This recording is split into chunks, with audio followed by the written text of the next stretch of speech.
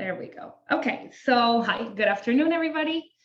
We are going to go through month one of your follow-ups for your Orton Gillingham course, your certification.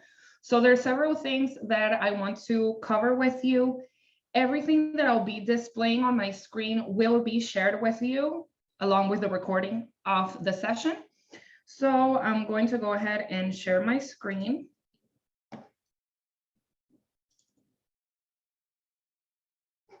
And I'll start going over these slides, which again, will be shared with you. So this is the agenda of what I plan to cover with you guys today. First, we're going to review what the requirements for certification are for month one. As you know, you have monthly assignments that you have to submit, and these monthly meetings that we'll have are meant to help you with that month's assignments. So today we're going to talk about month one, what you need to submit, and how you can do that submission. So we're going to talk about the requirements. We're going to talk about creating a Google Drive folder to share your lesson plans, your assignments. The reason why I suggest that you do a Google Drive folder is because, like I said, you're going to have monthly assignments, lesson plans, students' work, videos that you're going to need to submit. And if you just email them separately, they might get lost in translation, lost along the way. If you have a Google Drive folder instead, you can share that Google Drive folder with us and just add your assignments to that same folder, and you'll keep track of it.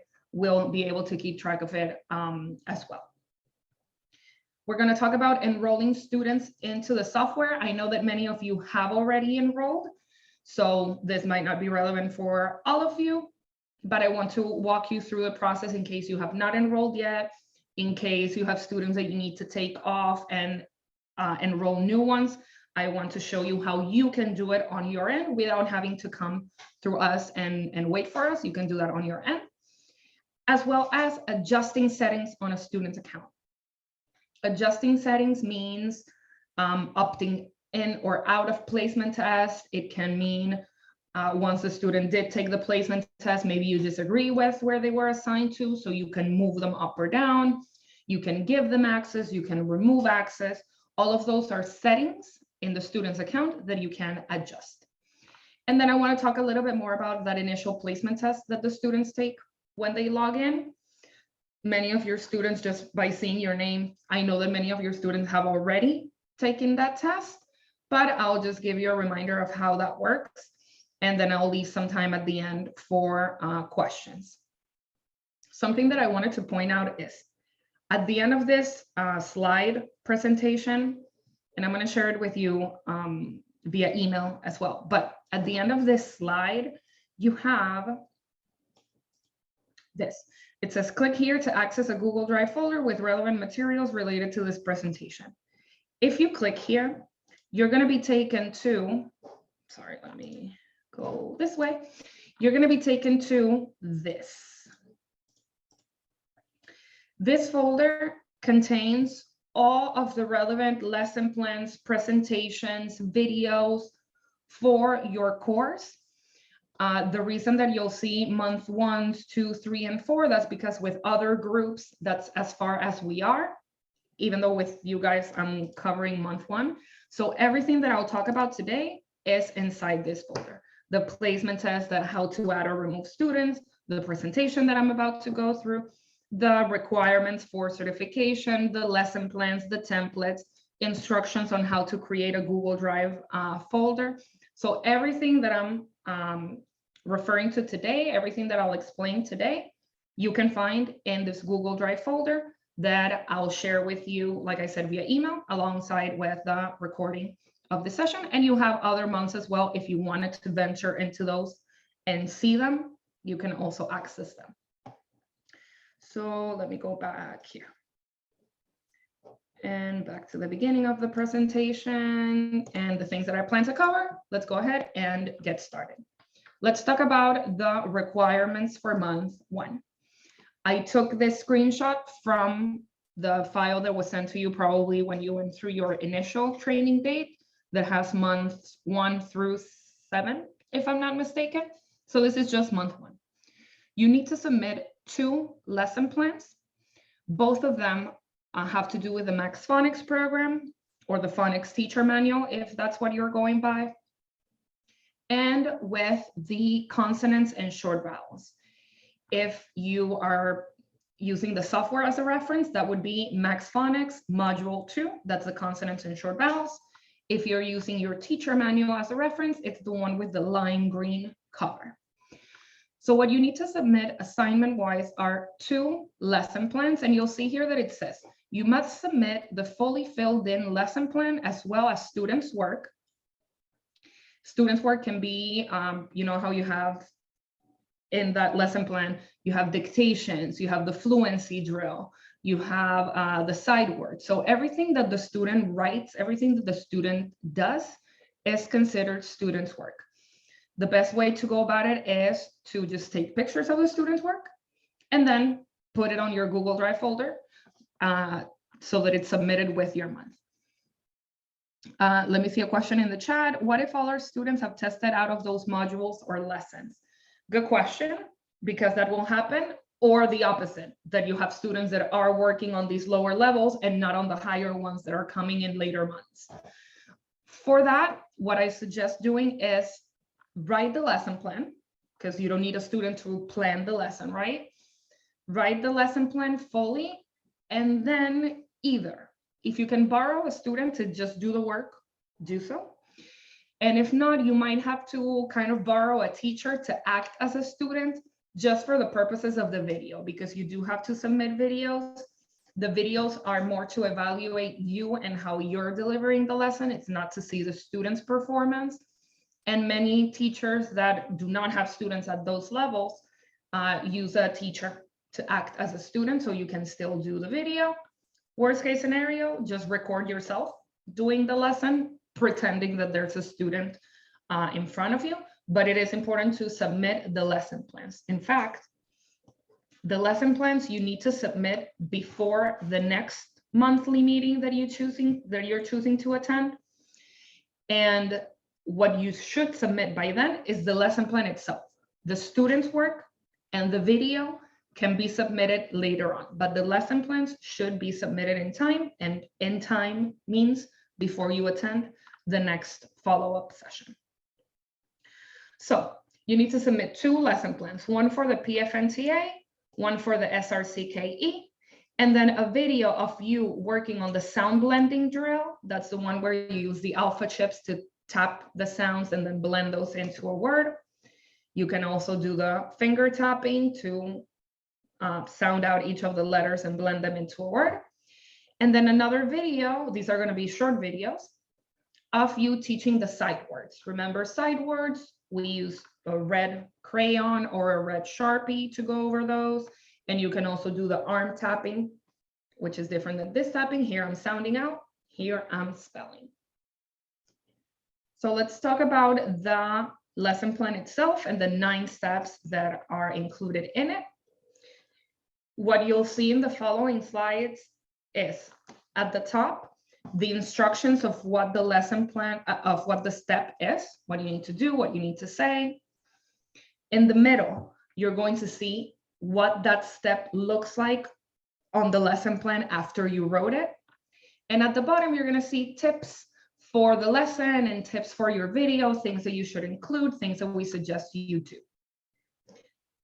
All these screenshots of the steps and how it looks like on the lesson plan, these 2 things, I took from the dashboard. I'm going to show you where.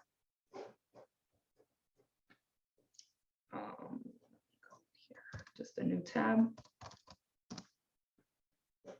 I logged into my teacher account here.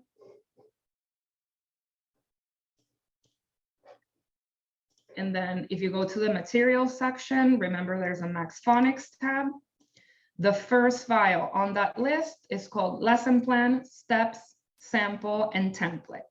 When you click on it, it's going to be downloaded to your computer. And this is where I took the screenshots. I just want to open it up. You already saw this lesson plan. You got it before you did the training and you worked on it during the training. So the instructions I just copied from here, from that first page. for steps 1 through 9. Then you have the sample of the SRCKE lesson. So this is where I took some of the screenshots as well. And then your empty template, the one that you will use to write your lessons that you're going to submit, is going to be at the end. Right here where you see all of these empty boxes. So let's go through the steps. Sorry, let me close this out. Let's go through the steps to make sure that we still are familiar with what they are and what we need to do. So step 1 is the visual drill. The instructions say you use sound cards to introduce each letter or sound, and you'll introduce the letter, picture, and the sound that that letter makes. You'll flip the card with each prompt. Remember, you have your sound cards for that, the ones that have the P and the panda, the P in the front and the panda in the back. And as you flip each card, you also say a different prompt. So this is the letter P. You flip the card to show the picture. As in panda, flip the card to show the letter again. It makes the sound P.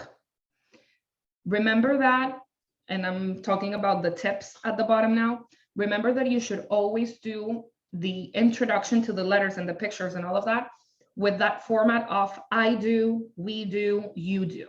You do it first, you just show it to the students. Then the we do is when you're doing it together or the student is repeating right after you. You can still see them, you can still give them feedback, you can still monitor what they're doing at the time. And then the you do is the student's independent work. So I do it first, then we do it together, then you do it independently. That's important that we see that on the video that you're going to submit. So for my lesson plan, this is what it would look like. Each of these boxes represents one of my cards. The S has the sun in the back, the R has the rain in the back, the C has a cat, the K has a kangaroo, and the E has an egg. So if we are working with your empty template and you're about to fill it in, let's say that you're planning your lesson now for the PFNTA, the first lesson that you need to submit. So what you would do is this, PFNTA. The P is for panda, F is for fox, N is for nurse, T is for taxi, A is for apple. So this is what we want you to write down on that first part of the lesson.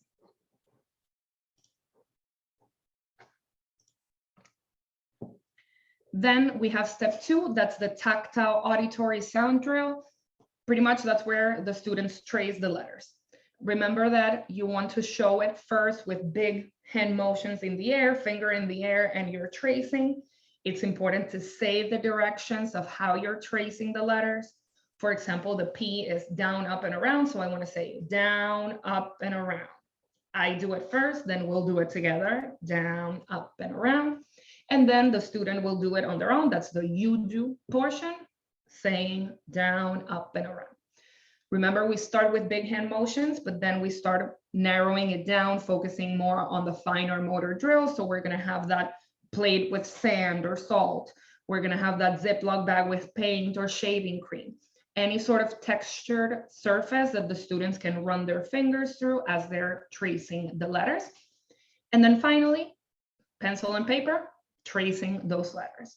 Everything that I just said is what's written out there in the presentation, which is what's taken from the lesson plan itself. And this is what it's going to look like. You're going to have the letters listed that you're going over in this lesson and the instructions. So again, if I'm working with my empty template for the PFNTA, I would do P, F, N, T, A. For the P, I go down, up, and around. For the F, I go half around, down, and across. Now, let's say that I reach this point and I don't remember what the right instructions were. At this point, you can refer to your teacher manual. You have the instructions for all of them there. Or remember that you have the dashboard, the material section in your teacher dashboard. And keeping in mind that every step of this lesson plan has a number. The visual is step 1, the tactile is step 2. When you go into your account and you go through the Max Phonics materials, you'll see that most of them start with a number. That number is the reference of what step of the lesson plan that goes along with. So if I need help for step 2 because I don't remember the instructions for each of the letters, I'll look for material number 2 or a material that includes the number 2. And again, when you click on it, it either opens up right away or it downloads it to your computer. And you'll have here the instructions for all of the letters. So it's pretty much copy pasting this into my lesson plan. All right. Regarding the tips at the bottom of the page, remember that I do, we do, you do, and it's important to say the directions out loud every time. Then we get to step 3. That is the sound dictation. Remember that steps 1 and 2 are done for each of the letters in that group before we move on to step 3.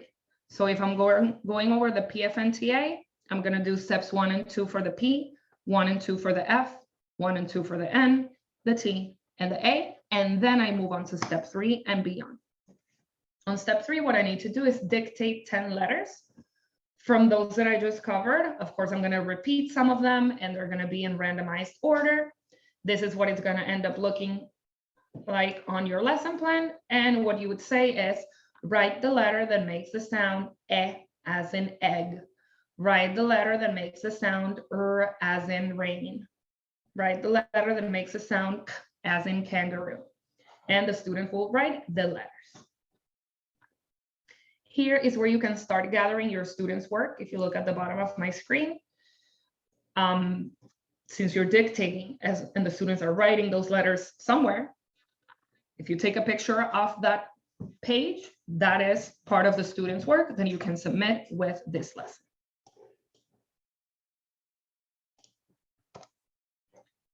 Then we get to step 4, which is the sound blending and tapping. Remember here, or sound blending or tapping, you can use your alpha chips or you can use finger tapping. Ideally, use both. And you're going to have the students form words and nonsense words. Remember that all of this is also in your teacher manual. All of this has supporting materials that you can access in your dashboard. And these words you make up. You can just make up on the spot based on or mixing letters from the group of letters that you've just covered. And then you would ask the students to form the word set. They take the relevant alpha chips, they tap each of them, s, e, t, and then they blend them into the word set. If you're doing finger tapping, then you would do s, e, t, set. Let me do it closer here. S, e, t, set. And then they tap and blend all of those words. Sometimes teachers ask, what happens if those are too many words for my students? You can definitely start with less. You can start with 5, let's say, and eventually work your way up. When it comes to submitting the lesson plan for your assignments, for your monthly assignments, make sure that you fill out all of the boxes in your lesson plan. Fill in all 15, even if in reality with your student, when you're doing the lesson, you're just going to do 5. Make sure that you have the lesson plan ready for 15. If they were able to reach the 15th, you have the content, you have the material ready for them. So here, if I mentioned the tips for the lesson and for the video at the bottom of the page, your video should show the students saying the word and then tapping them out while blending the sounds into a word. And ideally, your video should include both of those methods, the alpha chips and the finger tapping. Then that brings us to step 5, which is the fluency. Remember here, we're going to use that list of words to time the students for 60 seconds, and they're going to read continuously for 60 seconds. What we're going to do at the end of that minute is we're going to give them a score. The score will be how many words they read correctly. So if a student reads 30 and mispronounces 2, the score that you're going to give them is 28. So when you see here that Mike read 13 words per minute, that's what WPM means, by the way, words per minute. That means that 13 words were read correctly in those 60 seconds. And once again, I don't have my fluency list. Where do I keep track of them? go to your material section, fluency step 5. So I'm going to locate everything that starts with the number 5. You'll see that there's quite a bit of materials for that.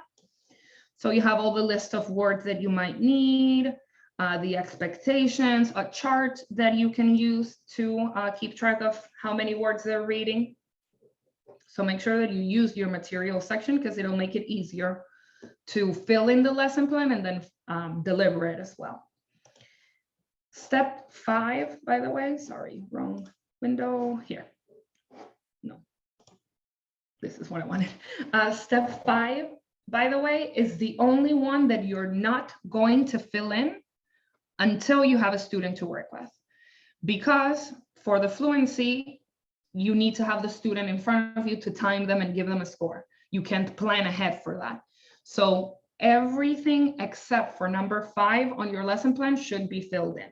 Meaning if you have these lesson plan, all of the boxes should be filled in. All of this that I'm scrolling through, everything except for this. Everything else filled in fully.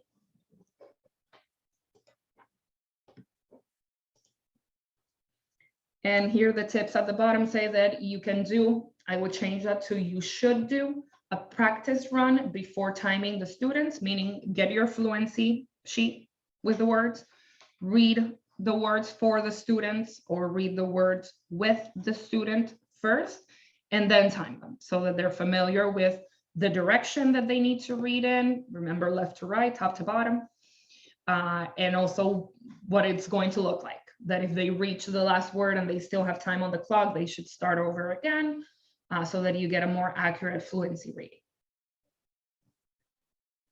This is also another one of the things that you can submit as students' work, the fluency sheet itself and the tracking chart that you can use. Let me show you a reminder of what that looks like from the material section. You have this also in your student's workbook, in your teacher manual, so I'm sure you're familiar with it. This can also be submitted as student's work once you have tracked, of course, somebody's progress. Then we have step 6, which is the sight words. Sight words, remember, we introduce them a little bit differently. They're written in red because these words are not sounded out. And there's different ways that you can use to introduce sight words. One is just red Sharpie, index cards, write them down, spell them. Remember that I do, you, we do, you do. We always recommend that you have students create their own set of index cards for sight words so that they can practice them themselves as well. So that's one way. Another way is with your red crayon and that plastic canvas that you could put under sheet of paper, and when you trace with the crayon, you feel up the bumps. And then the third way that you can do sight words is, remember, tapping here. If the word is my, I would do M-Y, my. If the word is down, I would do D-O-W-N, down. This is sounding out. This is spelling the word. Let me see a question in the chat box. I'm going to read it out loud because there might be somebody else wondering the same thing. Can the student create their own index cards based on the set of sight words they are currently working on, or does it have to be based on the lessons? Good question. And my answer kind of involves both. Since you are planning out this lesson, you can choose which words to add. If you're working on the software, the words are pre-made, you'll have those words built in. But since you're planning this lesson, you can kind of make it go along with the sight words that you're already working with in the classroom.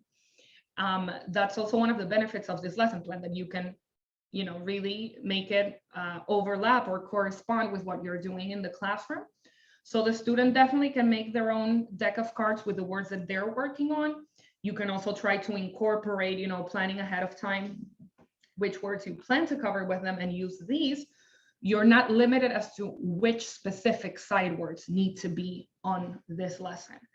In fact, you have on the material section suggested list of sight words. Let me show you where that is. And here. So you have the words that are in the software. So if you wanted to just reinforce the one on the software, that's where you can find them. You have a suggested list, which is based on the Dodge list, and it has a bunch of them. You can choose which one to incorporate.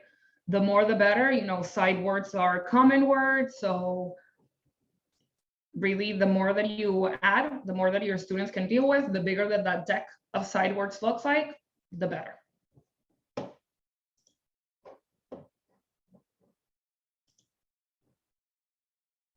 These index cards, by the way, if you do have them do a deck of their own cards, take a picture. That's students' work. Then we get to step 7, which is the spelling dictation or word dictation. There, you're going to choose 10 words from the word list on step 5. That is the fluency list of words. And you're going to dictate them to the students. They're going to write it down. And you're going to tell them, write the word set. If you need to or want to sound that out, you can. Set, and then the students write it down on paper. Paper means I can take a picture, and that's students' work.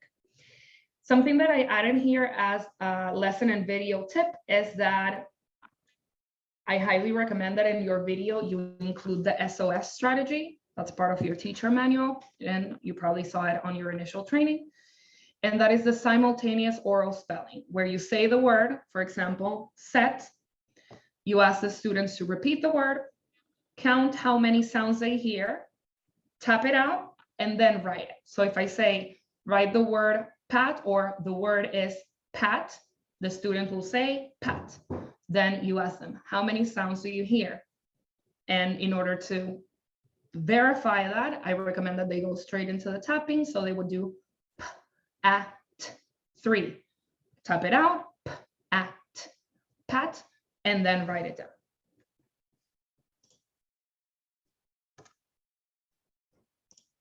Then we get to step 8, which is the sentence dictation. This is where you can kind of gauge where your students are and see how easy you need to make the sentences or how hard you can make them. And again, on the lesson plan, make sure that you write all 10, even though in the practice you might only do 3 with your students. So you'll dictate 10 sentences and the students will write them down on paper. You're going to say the sentence, the students are going to repeat it. You're going to ask them how many words they hear this time, not how many sounds as a couple steps before. And then they write it down. So you will use the sight words that you just went through, or some of them. You would use the words that you had on the fluency list. So it is important to have this lesson, kind of every step of the lesson, follow the previous one. First, you have letters individually. Then you're mixing those letters into words and adding them. Then you're seeing sight words. And then in the sentences, you kind of include all of the above. Those sight words, those words that have the letters that you've been working with. So keep that into consideration also to kind of connect the question that was asked before, which sight words to add. Make sure that it's sight words that you're then planning to use on your sentence dictation so that everything kind of follows and makes sense. Here for your lesson and video tips, I added that you should incorporate the cups strategy. Remember, that's a self-check strategy for whenever the students are writing anything. And that is where they write and then they check for the cups, which is capitalization, organization, punctuation, and spelling. They fix whatever needs to be fixed, and then they submit it to you. Take a picture of the student's work, take a picture of those sentences, and you can submit that along with your lesson. And then the 9th and last step of this lesson is the control readers. Remember, those are those short stories that come at the end. And again, you want to use the words, the side words, the letters that you've been covering in this lesson. You have pre-made control readers, which are in your teacher manual, in your student's workbook, and in the software, and you can get them from the materials section, of course. But what I suggest is making your own story, because again, you're choosing the side words, you're writing the sentences. Those sentences from step 8, they're not pre-made. You are making those sentences, you are coming up with them. So what I suggest is use some of those sentences, some of those words, some of those side words to come up with your own story. Again, to make sure that you're hitting every point that you've been building 2 in this lesson. So that was a quick review of the steps of the lesson plan. Remember, you have your template and every box here should be filled in. The only thing that you're going to skip if you don't have students to work with at this point is step 5. You can leave that empty until you do have students. Other than that, every box should have something in it. Now, after you create your lesson plans, plural, sorry. Remember, you have 2 to submit this month, the one for the PFNTA and the one for the SRCKE. Something I forgot to mention, let me actually go back a few slides. And it has to do with step 7, but it also has to do with step 4 here on the sound blending and tapping. So the first group of sounds is a PFNTA, right? So when you're blending sounds together, you only have those 5 letters to mix and match to make words. But when you're doing your lesson plan for the SRCKE, when it comes to step 4 of blending sounds together, step 7 of dictating words, you can use the SRCKE and the PFNTA. And for your implementation in general, when you go to the third group of sounds, you don't have to submit a lesson plan for that. But in the implementation, if you get to the third group of sounds, then you can use that third group of sounds, that second group of sounds, and the first group of sounds. Let me see, I have another question in the chat box. My in-person groups are running about 12 minutes each due to lack of time. Is it possible to submit multiple videos on the same lesson showing each step? Yeah, absolutely. Yeah, for the videos, keep in mind that these videos are going to be very short, like maybe 20, 30 seconds long. It's just to see, again, how you are delivering the lesson, how you are doing that step. Are you doing the I do, we do, you do? Are you showing the card and flipping it when you're saying this is the letter, this is the picture, this is the sound? Are you tracing the letters properly? It's things like that. We're not evaluating the student, but yeah, definitely you can make different videos of the same lesson. All right, so now let's talk about what happens when you have your lesson plans written out. You might have some students' work also, and you might have some videos as well, if not, at least the lesson plans. And here you have instructions on how to create a Google Drive folder. I'm sure most of us have created Google Drive folders in the past, but let me just do a quick demo of how to do that. You go to, it's drive.google.com. It looks like this. And on the left-hand side, you're going to see right below the word drive, new. You're going to click new. You're going to click folder. And then that folder should have your name, your school. So I would do Agustina M from Max Color, right? You would do whatever your name is and whatever the name of your school or district is. And you can do OG certification assignments. I would definitely put the school year 2021, 2022, and then click create. Once that has been created, you can go into the folder. And of course, there's nothing in it yet. But if I have my lesson plan saved in my computer, you can either, if you know where they're saved on your computer, let's say it's here, you can just drag it over and drop it. It's going to be uploaded there. And, you can, inside the folder, you can click on new again and do file upload. And then you just find the file on your computer and you add it here. I personally like the dragging better. It's easier.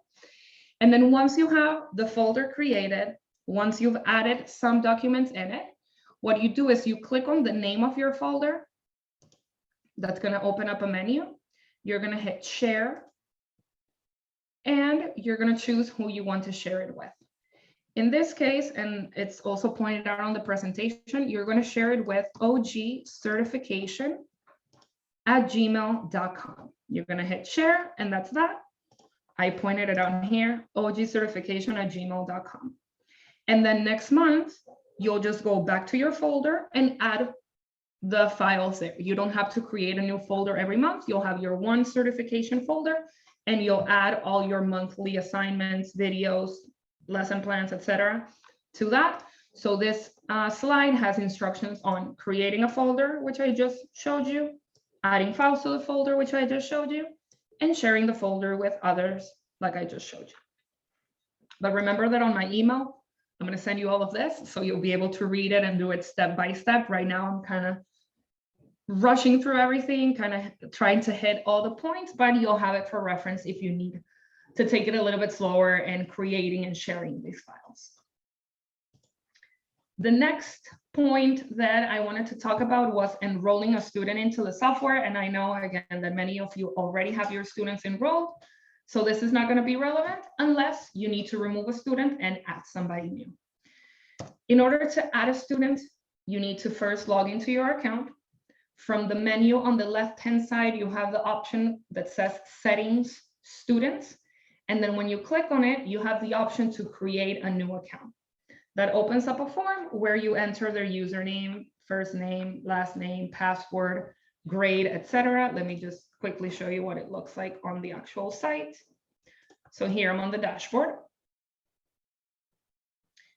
And I click on Settings for Students. That opens up Create New or All Students. If your students are already enrolled and you click All Students, you should see them there.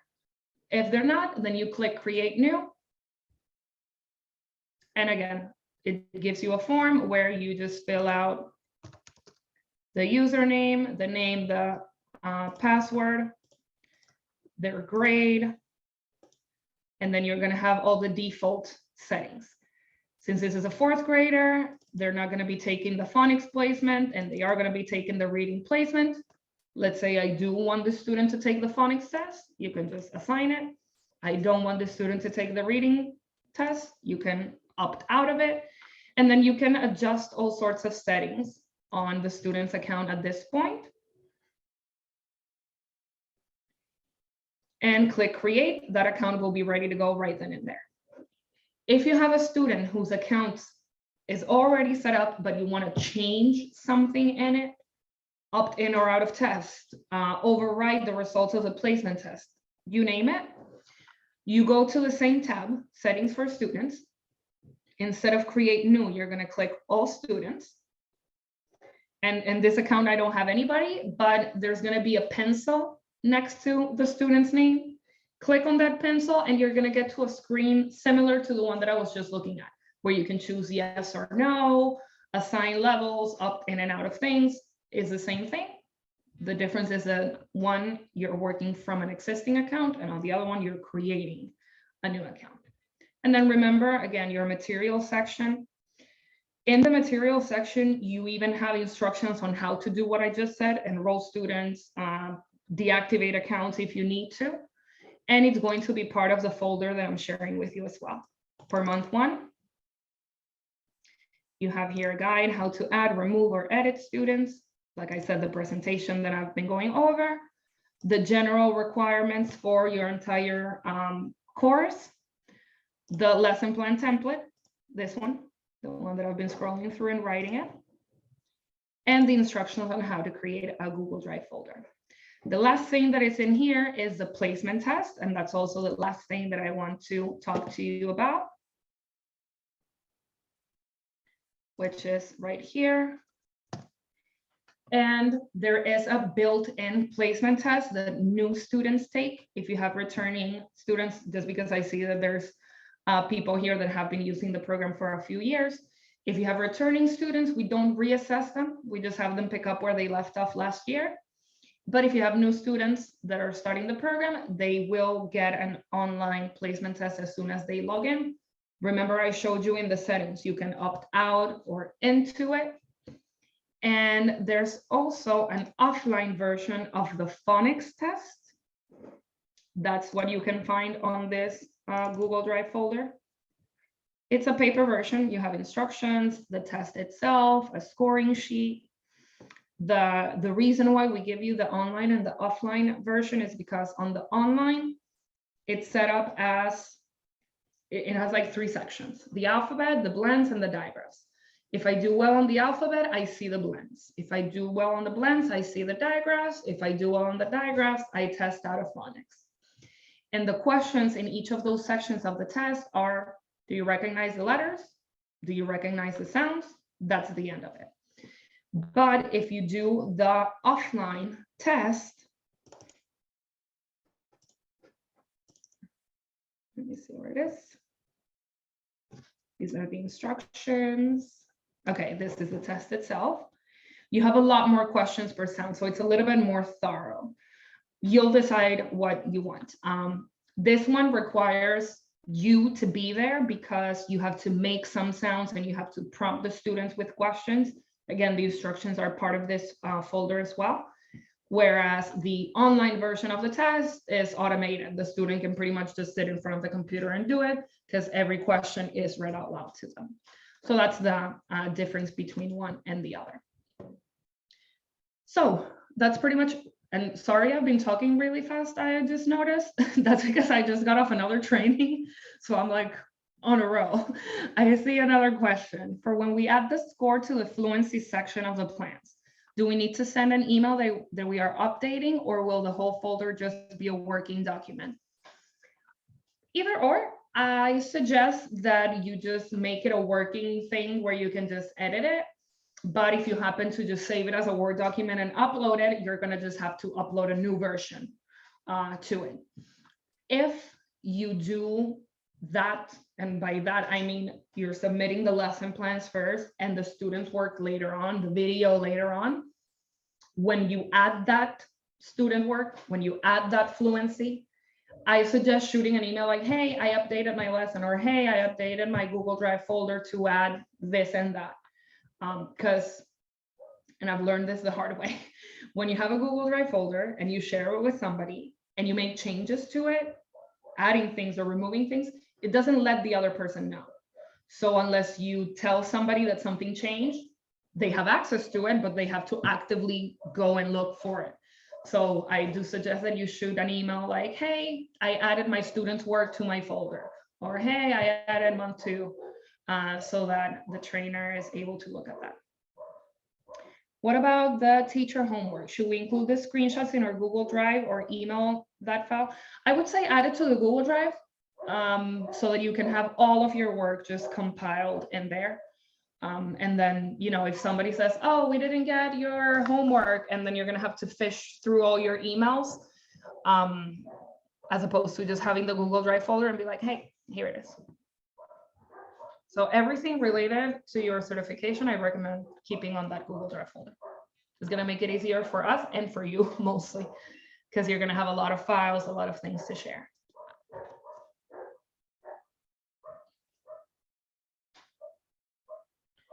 So at this point, I covered what I wanted to cover with you. This is open floor now to see if there's any questions or comments, doubts. And like I said, I will be following up with you. I see there's another question. I will be following up with you probably tomorrow to send you the recording of this training, a link to this Google Drive folder so you can access this month and following months if you already want to go ahead and look at those. And you'll also have the links to the recorded sessions here as well. Also, because I only have 2 students, I do not think I will be able to get the 80 hours. Thank you for asking, because that's probably common to others. You can get exceptions because we do know that not everyone is working with a full classroom of students. Many of you have just one. My suggestion when it comes to that is, because Dr. Levy is the one that puts the final stamp on the certification, or Keisha, depending on who trained you. If you were trained by me, then your go-to is Dr. Levy for final certification approval.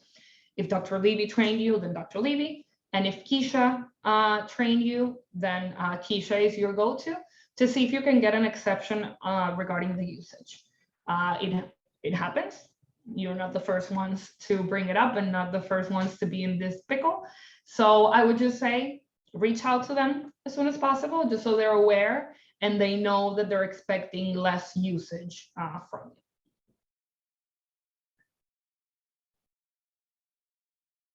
For your login in general, the username is going to be your email and the password is going to be teacher, unless you changed it. But usually we set it up like that, very generic. Login is the email, lowercase, and the password should be teacher, also lowercase. If you have issues logging in, feel free to reach out. I'm gonna drop my email again in the chat box.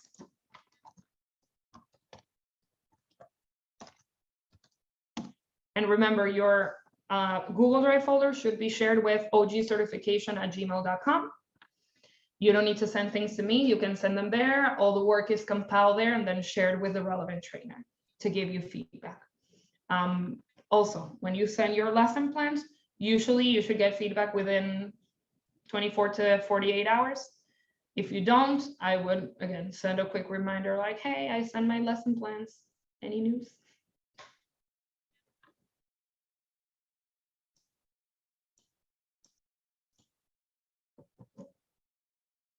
I'm gonna stop sharing my screen here.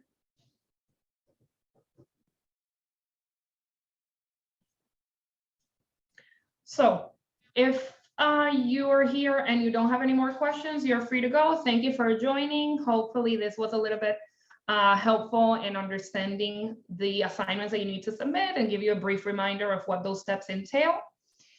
If you don't have questions, you're free to go. If you do have questions, I'll be here for the next 10 minutes or so. So feel free to ask me. Thank you and see you next time.